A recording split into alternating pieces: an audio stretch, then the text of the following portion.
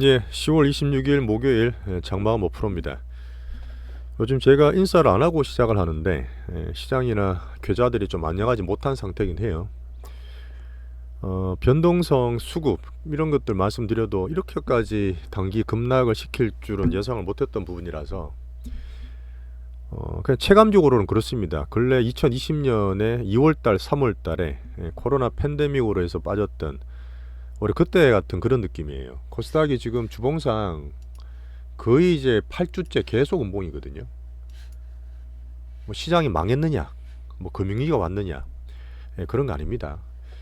그냥 이제 고금리였지만 어쨌든 기대를 가지고 성장을 만들어 갔던 이런 증시가 금리가 지금 수급적인 문제도 있고 그게 이제 이스라엘 국지적 문제가 더해지면서 사실 미국은 괜찮았어요. 작년 하반기에 그렇게 힘들었을 때 달러로 그렇게 다른 나라 그렇게 주패고할 때 지금도 금리 올랐을 때 중국이나 다른 나라 힘들었다지만 미국은 그래도 나쁘지 않았습니다. 기준이었던 대형주가 그래도 고금리 살아있을 때였는데 어제 살짝 흔들렸습니다. 어제 살짝 흔들렸어요. 나스닥 어닝도 나오고 지표를 보지만 기준으로 봤던 나스닥 지수가 15,000포인트 살짝 깨졌고 S&P는 4,200 버티고 있습니다. 자, 그렇다 해서 뭐 지금 10년물 국채가 5% 넘어갔느냐? 사실 그것도 아니에요. 살짝 빠졌다가 반등을 살짝 주고 국제적으로 보는 이스라엘의 이제 가자 지구에 이제 지상군 투입이 아마 될 것 같습니다. 아마 될 것 같아요. 안 될 수가 없죠. 시장 자체가 투심이 워낙 지금 너무 안 좋고 공포 구간이 많습니다. 그러다 보니까 저도 사실 시장 보기 힘든 정도인데 뭐 잘 안 보셨던 분이나 초보분들은 정말 힘드실 것 같고요. 하지만 기준적으로 봤을 때 여전히 큰 메인은 미국 증시가 망한 게 아니에요. 연착륙되는 과정에 여전히 고금리에 적응하는 과정입니다. 예상보다 더 많이 올랐고 금리를 좀 쉽게 받던 시장이 많이 두드려 맞고 있다, 그렇게 보시면 돼요. 특히나 수급에 취약한 우리나라에 미국장 증시 연계된 외국인들이 소폭 팔고 있으면서 오늘은 반도체까지 흔들렸죠. 하이닉스가 워낙 변동성이 삼전보다 크지 않습니까? 전자는 많이 빠지진 않았는데 지금 대만의 TSMC도 2% 넘게 떨어졌고 오늘 반도체 하이닉스도 좀 많이 빠졌어요. 그리고 어제부터 2차 전지가 더 많이 흔들렸습니다. 성장에 살짝 기스가 갔고 제가 중기 비중도 좀 고민을 하면서 계속 지금 주변분들 얘기를 하고 있는 과정인데 저가로 샀던 물량에 대한 신용이나 그때 저가 물량도 지금 매도가 좀 나오고 있는 상태예요. 그 다음에 지금 마약 파문 때문에 코스닥에 지수 영향을 주는 엔터 섹터까지 오늘 좀 흔들리면서 코스닥이 거의 뭐 역대적으로 많이 빠졌어요.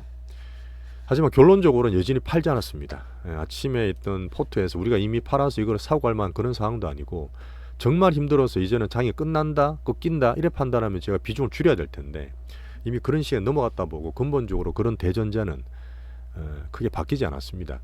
그래서 지금 분명히 우리나라는 수급적으로 정말 맥시멈적으로 흔들고 있고 그저께 저가까지 깨면서까지 오늘 코스닥 하락 종목수 이때 1위예요.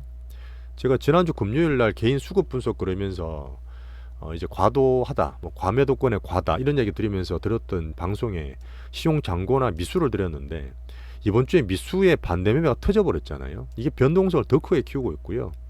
키움 정권 관련해서 담보 비중을 줄이면서 거기에 대한 물량도 더 나오고 있는 그런 상태입니다. 하지만 하락 종목수가 역대 1위를 찍을 정도로 이게 무슨 금융위기도 아니잖아요, 사실은요. 그 2000 뭐 년대로 돌아간 그런 느낌인데 하지만 여전히 지수가 안정이 되고 시장이 안정될 때까지 좀 관망을 하는 그런 전략을 펴고 있습니다. 더블 바텀이 나와야 돼요.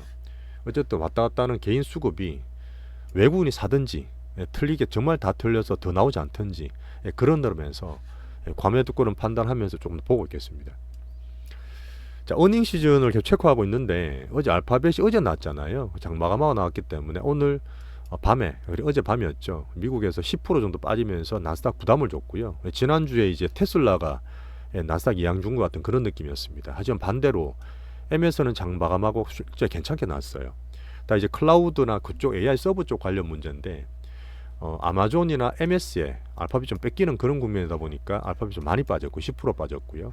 하지만 또 장마감 후에 메타가 작년에 정말 많이 빠졌었잖아요. 그 페이스북 한 고점 대비해서 75%, 78% 빠졌거든요. 근데 지금 올해 들어서 많이 빠졌다 보니까 여전히 잘 받치고 있고 올 온라인 광고에서 매출이 23%나 급증했습니다. 알파벳이 9% 올랐는데 알파벳보다 더 많이 올랐어요. 자, 그리고 살짝 지금 좋은 소식이 하나 있는데, 어쨌든 미국의 자동차 협회가 엄청 크게 파업을 하고 있었잖아요. 임금을 25% 올려달라 뭐 이런 얘기를 하고 있는데, 지금 GM은 어제 이제 2차 전지 영향을 주면서 안 좋은 얘기 많이 나왔지만, 포트는 노사 합의가 잠정적으로 이루어진 것 같습니다. 자, 오늘 현대차나 삼성전기 같은 우리나라도 대기업들 실적 발표했었는데, 현대차는 괜찮게 나왔어요. 뭐 지수에 큰 영향을 주지는 않지만 받치는데 그런 섹터이고요. 삼성전기도 근래 뭐 이런저런 얘기 많이 나왔는데 오늘 급락했습니다. 우리나라는 수급 영향이 워낙 크기 때문에 실적이 안 좋게 나오면 이 대형주도 십몇 프로 급락해 버려요. 근데 전체적으로 보면 여전히 미국 어닝 시즌이 나쁜 게 아니에요. 처음 말씀드렸던 반도체나 AI 성장에 대한 그런 흐름이 살짝 고금리 부담이 되고 알파벳 같은 게 안 좋게 나오면서 투심이 좀 안 좋아지고 있는 겁니다. 나스닥이 되게 많이 변화가 있다 보니까 그런 면이 우리나라 반도체가 영향을 좀 미치고 있다 보시면 돼요. 자, 이스라엘 국지전은 어차피 이스라엘에 워낙 지금 그 팔레스타인의 그 골이 깊지 않습니까? 그러다 보니까 지상군이 그 투입을 안 할 수가 없는 부분에서 투입이 지금 하고 있는 상태거든요. 아까 했다는 얘기가 나왔기 때문에 오히려 빨리 들어서 끝나는 게 주식에는 더 좋을 수도 있고, 어쨌든 불행한 전쟁은 빨리 잘 해결됐으면 좋겠습니다. 연간되는 이제 유가는 83불까지 빠졌거든요. 여기 나오면서 85불 정도로 지금 올라가 있습니다. 자, 그리고 수급적으로 지금 계속 키움 정권발 문제를 만들고 있는 영풍제재가 거래됐지만 당연히 거래가 안 되죠. 그냥 하한가입니다. 계속 점하한가인데 4천억 정도가 지금 반대 미정산에 남아 있고, 이거 관련은 제가 이제 뭐 계속 1조 2조다 했던 그런 부분이 과대 계상이라고 어제 설명을 드린 부분이 있는데요. 키움 정권의 담보비를 축소하면서 지금 이런 반대이 포함돼서 계속 확산되고 있어요. 2차 전지도 있고 그쪽 다른 쪽으로 개인들의 투심이 약화되다 보니까 어제하고 오늘 같은 케이스는 더 개인들이 미리 또 팔고 반대면은 나가고 계속 그게 악순환되고 있는 상태인데, 어느 정도 과매도권에서 정말 수급 자체가 나쁘고 한 번도 가본 적 없는 그런 정도다 보니까 제가 봤을 때는 여전히 좀 심하다 이런 판단을 하면서 보고 있습니다. 안정되게 바라야 돼요 이제는. 자, 미국 10년물은 어제 4.8까지 빠졌다가 어제 나스닥이랑 그런 영향 때문에 4.94 정도로 있고요. 입찰을 계속 하고 있어요. 수급 문제인데 계속 찍어내잖아요. 그래 지금 일단 5년물, 7년물 계속 입찰하는데 경쟁률이 조금 떨어지다 보니까 채권가격이 좀 떨어지는 것 같습니다. 자, 그리고 달러를 계속 제가 그래도 기준으로 보고 있고 제가 힘을 좀 받고 있는 달러 인덱스나 원달러는 뭐 그래도 뭐 작년 1400 중반에 비하면 양호한 편이죠. 1450원대 왔다 갔다 하고 있고, 위안화는 아직 그냥 있습니다. WTI는 말씀드렸고요. 지지난주부터 말씀드렸던 한국증시는 이미 2400, 500이면 밸류상 너무 쌉니다. 좀 이따 2차 전지 밸류도 말씀을 드릴 부분인데, 빠질 때는 사실 그게 기대해야 돼요. 어차피 이게 뭐 왔다 갔다 변동 투심 때문에 더 많이 왔다 갔다 할 수 있겠지만 결국은 그 정도 정상되는 가치는 돌아온다 보는 거죠. 지금 우리나라는 외국인이 매도나 관망세 있고 뭐 반도체를 좀 빠지면서 2차 이틀 동안 때리면서 개인들의 수급 이런 것들이 거의 정점을 만들어가고 있는 그런 과정이고, 쌍바닥 나올 때까지는 안정이 좀 필요합니다. 관망 중이에요. 자, 반도체는 AI 성장 스토리, 뭐 빅 먹거리를 말씀드리고 있는데, 이 고금리에서 나스닥도 살짝 키스가 나고 투심이 흔들리면서 좀 애매한 구간이 됐습니다. 하지만 은행 시장 계속 봐야 되는 부분이 있고요. 우리나라는 하이닉스가 오늘 좀 많이 빠졌습니다. 어제 제가 소부장도 좀 때리고 있었는데 이게 중기로 한번 결단은 내려야 될 것 같아요. 어차피 지금 2차 전지도 수급이 좀 변화가 있고 성장이 살짝 그러기 때문에 하이닉스가 이제 12만원 밑으로 떨어지거나 하면 중기 비중을 일단은 교체를 좀 하는 걸로 일단 그렇게 정했습니다. 자, 이하는 보고 있고요. 전일 저희가 하나마이크론 이런 것도 오늘 그나마 괜찮은데 그래 조금 위안이 되는 부분이죠. 알테오젠도 좀 많이 올랐고, 레인보우도 사실 괜찮고, 우리 종목 가운데 그래도 한 3개는 올라 있어요. 자, 하나마이크론은 제가 말씀드렸지만 어제 팔고 절반 현금 갖고 있는 부분은 안정되면 살 겁니다. 아침에 말씀드렸어요. 들고 있는 부분 홀딩 하시고, 어제 일부 팔아놓은 많지는 않지만 현금 시장 안정 후에 종목 섹터 보면서 투입할 예정입니다. 반도체는 나스닥 보면서 조금 더 지켜볼게요. 분명 2차 전지는 어제 GM이나 LG, 엔솔 관련해서 성장이 조금의 기승이 나왔고, 중장기로 보는 외국인들의 수급들이 LG, 엔솔이나 코스피 대형주도 많이 팔고 있어요. 분명히 근데 외국인들은 단타로 막 치는 건 아닙니다. 분명히 작년에 사다가 올해 개인들이 워낙 올라갈 때 이미 팔기 시작했고요. 지금 에코프로 같은 게 덜 팔고 있긴 해요. 물론 지금 키움 정권 때문에 에코프로들이 개인 매물도 맞으면서 많이 빠지긴 했지만 분명히 관건은 뭐다? 2차 전지는 외국인 수급이 바뀌어야 됩니다.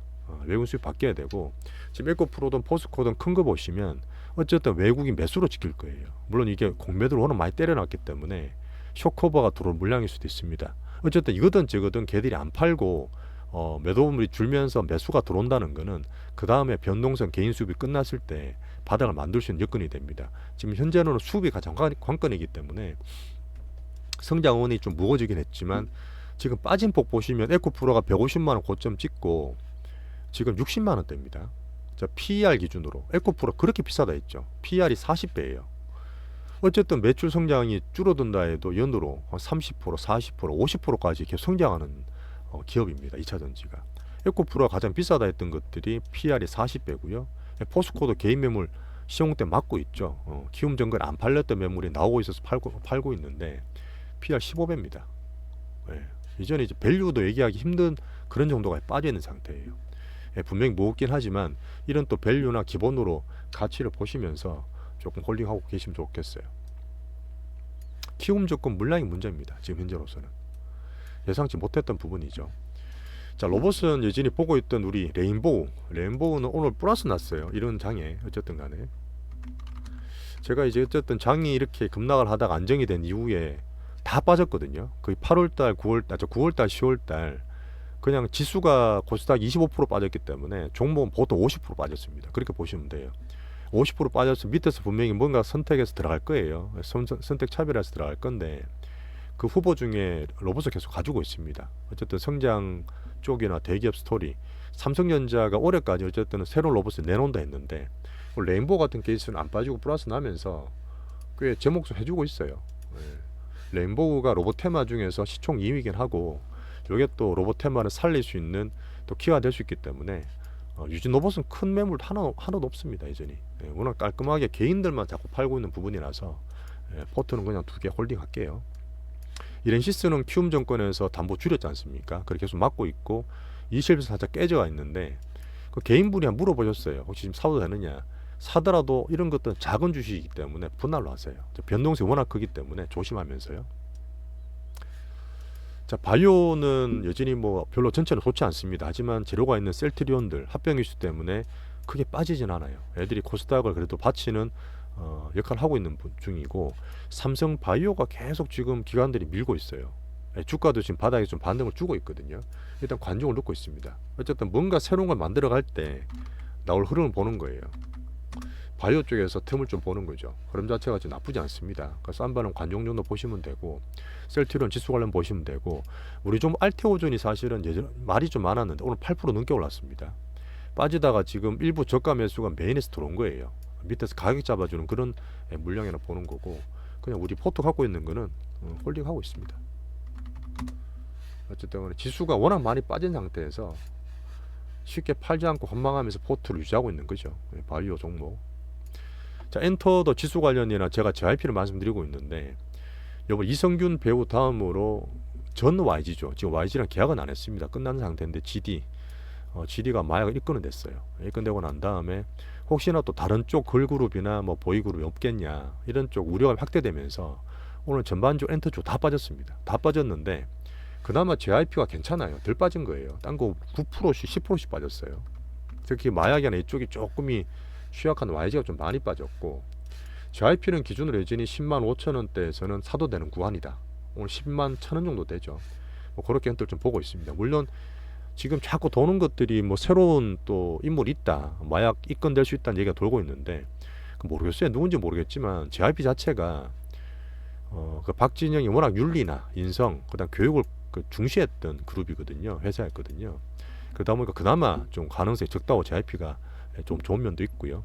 하이브에서 오늘 10% 넘게 빠졌는데 그 르세라핌이란 걸그룹에 누가 마약과 연관되어 있다는 루머가 돌았었어요. 근데 다시 뭐 독감으로 복귀하다 보니까 들어왔는데 어쨌든 JYP를 1번으로 보고 하이브 2번 정도 보면서 엔터를 보시면 될 것 같아요.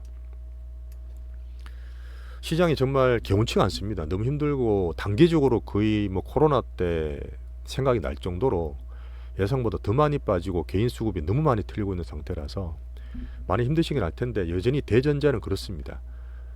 미국 경기가 부러지게 두진 않을 거예요. 예, 고금리가 물가의 심리를 누르기 위한 거긴 하지만 11월 1일 금리 동결되고 이런 상태 같으면 12월 달 FOMC도 금리 동결이에요. 그렇게 되면 분명히 또 밸류라든지 또 성장의 흐름, 미리 선반영된 주가가 하락폭이 크다 보니까 그런 면이 모두 부각이 될 수 있을 거라 봅니다. 어떻게 보면 현금 가진 분들이 정말 공포되는 이 심리학 공포구간에 갔을 때는 조금 사도 되는 구간이거든요. 현금 확보 많이 못 해드린 건 정말 죄송하게 생각하고 아쉽지만 어쨌든 지금부터 또 예비를 해서 대처를 하겠습니다. 자, 수급 변동성의 맥시멈 구간, 여전히 시장이 안정되는 게 우선이기 때문에 쉽게 판단하지 않지만 과매도 구간에서 관망하면서 조금 더 지켜보겠습니다. 오늘도 고생하셨고요. 내일 뵙겠습니다. 감사합니다.